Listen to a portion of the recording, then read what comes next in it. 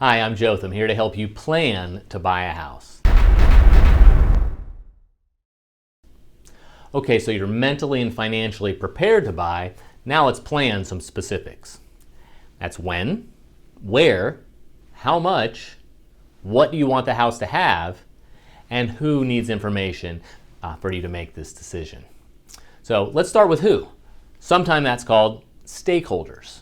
Right? Everybody who needs information in order to make the final decision on which house you buy. If that's just you, great, you're in charge. If you have a partner that'll be making the decision together, well, there's some dynamics to couples making decisions together, and I will just encourage you to communicate with each other fully. If there's a parent or anybody else who will be living in the house who needs information to make sure it's suitable for them, let's keep them informed every step of the way. Kids, not so much, because they love every house typically, and you as their parent are making the best decision for them. Lastly, if there's anybody who will be helping financially, such as a family member contributing to your down payment, well, you may find they have a strong opinion on which house you buy. So let's get everybody who's involved in the decision the information they need throughout the process so that there's no late surprise that someone says this is totally off base and not going to work for them. Just let me know, as your agent, who needs information and who makes the final decision. Next, let's talk about timing. When do you want to move in? From the day we're in the house until the day you get the keys is about a month. In that time, there's making the offer and negotiating and getting it under contract. There's the home inspection and the home appraisal. There's title, which is the attorney and the county making sure that the seller really is the owner of the house. The bank is putting you through underwriting, which is the final decision on looking deeply into your finances. Lastly, any considerations about the seller and the dates that work for them. Of course, if it's vacant, they're ready to close as soon as possible, but if they'll be moving out, then we just that's a part of the day that we can get that house to become yours. So we'll set a target date and work backwards from there. If you're in a lease, I help you minimize any double payments so that you're not paying rent and mortgage at the same time, while still leaving you enough time to move comfortably and easily from one place to your new one. All right, next, how much do you want to spend? Talked in the last step about financial preparation, and the bank gives you a pre-approval letter for the maximum that you could spend on a house. If that's $350,000 on that letter, but you only want to spend $300,000, don't look at houses that are $310,000, because very quickly that becomes $320,000 and ultimately $349,000.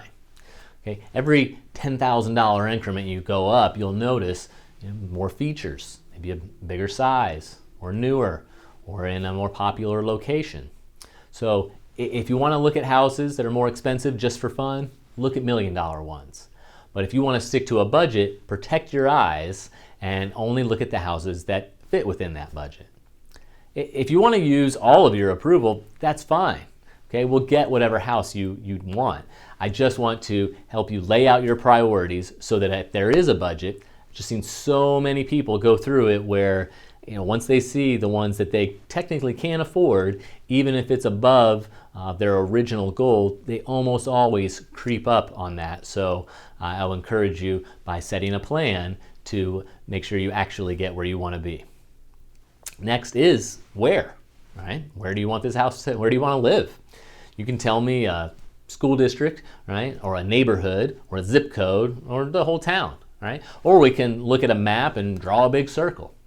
So my goal there is to cast as wide a net as possible of where you actually want to live.